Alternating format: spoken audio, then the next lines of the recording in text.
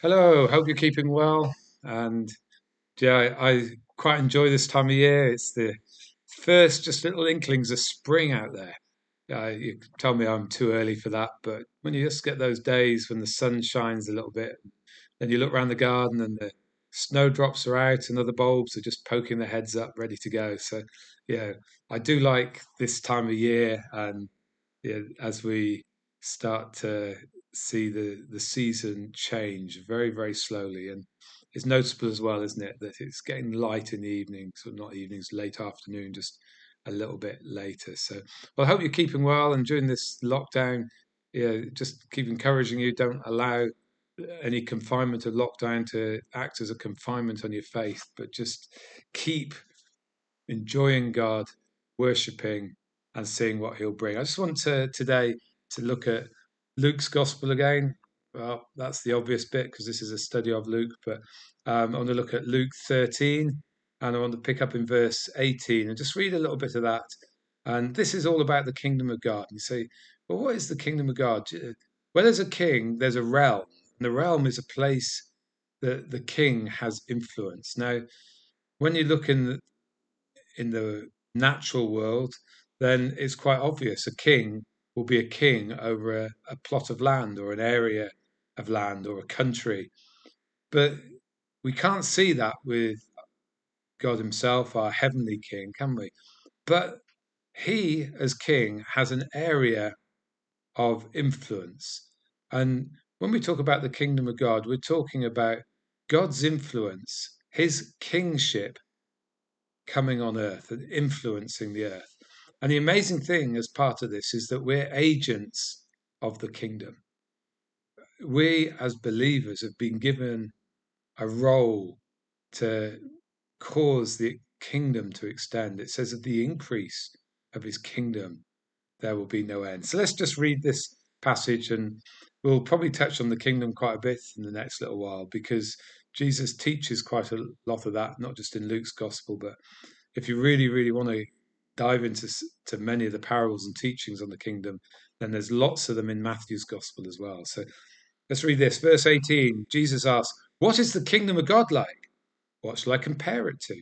So it's like a mustard seed, which a man took and planted in his garden. It grew and became a tree, and the birds perched in its branches. And again he asked, what shall I compare the kingdom of God to? It's like yeast that a woman took and mixed with about 60 pounds of flour until it worked through the whole dough. So I just want to take those two teachings on the kingdom and let's just learn from it what the kingdom's like and the influence of the kingdom. The first one here is about the mustard seed. Now, we're talking about the mustard tree, not mustard that you sow when you do mustard and cress. That's a totally different plant. This is a tree that, yeah, the seeds are relatively small, but it's not necessarily, the size of the seed that this is talking about. But it's saying you have a seed, and what grows in the garden is this tree. Now, yeah, let's think of something maybe we're a bit more familiar with, like an acorn from the oak tree.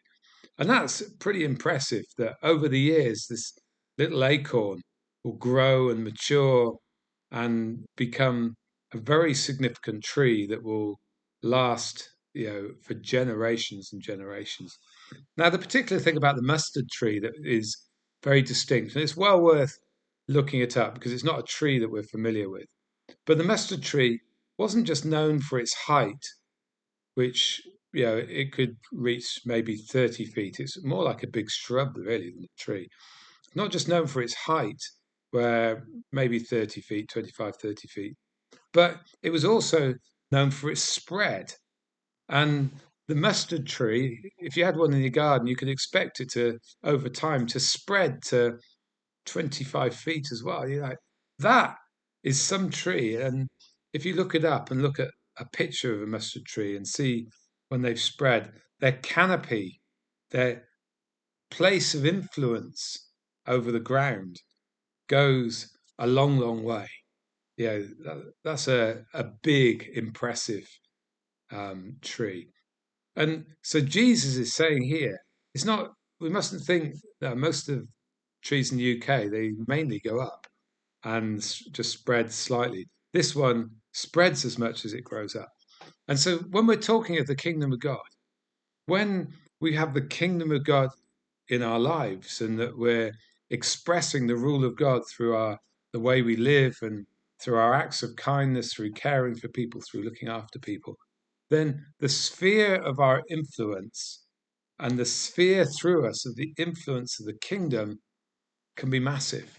And it'll actually go far beyond um, what we expect. Interestingly, in this parable, it talks about that spread, that becoming a place where the birds and the animals, particularly the birds, will find their shelter and care.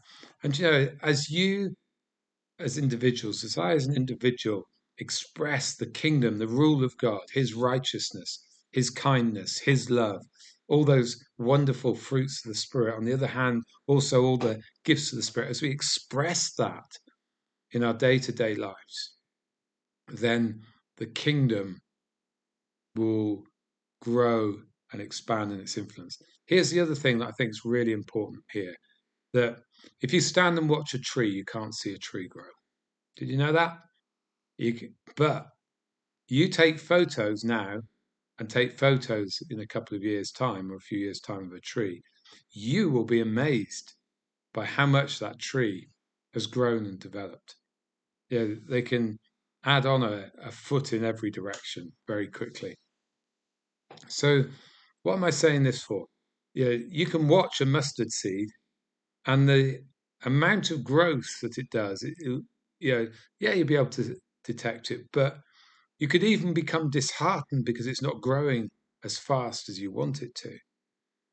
But the truth is, it is growing, and it is growing in that place of influence and spread. And it's the same with us. The truth is, we are growing, that the influence that we bring, for the kingdom can be far beyond anything that we could ever think of, ever imagine. And so don't become disheartened because you can't see your own growth, because I don't think really we can.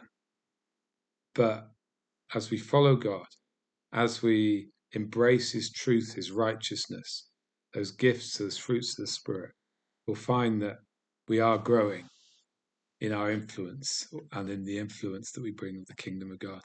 Yeah, I was thinking of a couple of stories that just impacted me. One was one that someone put on Facebook just in the last day or so.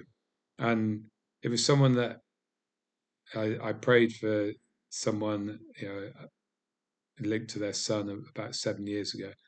And it was a time of decision and challenge. And yet, what the father was writing was that that moment, that prayer, that time had influenced the direction and career of his son. And the influence was seen 7 years later. You're like, that's awesome. That is the kingdom of God having an influence. And again, this passage talks about the far and wide. And one of the most amusing incidents that I ever had was a number of years ago now. I'm trying to think how many years ago it was. It was a good few years ago. And Sue and I had spoken at a church in Leicester. And then we were on holiday and I was buying petrol on the border of Devon and Cornwall. And when I went to pay for the petrol, the person just glanced at my card as I handed it over and said, "Are you Nick Pengelly?" He said, "I was there at a conference in Leicester when you spoke on this and this and this." And you're like, yeah, we don't know how far and wide our personal spread will come and the impact from the kingdom of God within us, touching people's lives. So you're like a mustard seed planted in the garden. Let's just quickly pick up this other passage because it's another. It's gone. There you are. The other passage here was the kingdom of God's like yeast, and it took £60. That's a huge amount of flour. but gradually the yeast worked through the whole dough. And it's the same with the kingdom. The thing I take here is the influence of the kingdom often can't be seen. You can't see the yeast growing, but its influence, its infiltration is enlarging consistently. And whatever your sphere of work of influence, you are an agent of the kingdom. And your influence in bringing the kingdom will increase and enlarge even when you can't see it. What do you have to do? Be consistent with the way you live, consistent in gifts of the living, the gifts of the Spirit, the fruits of the Spirit.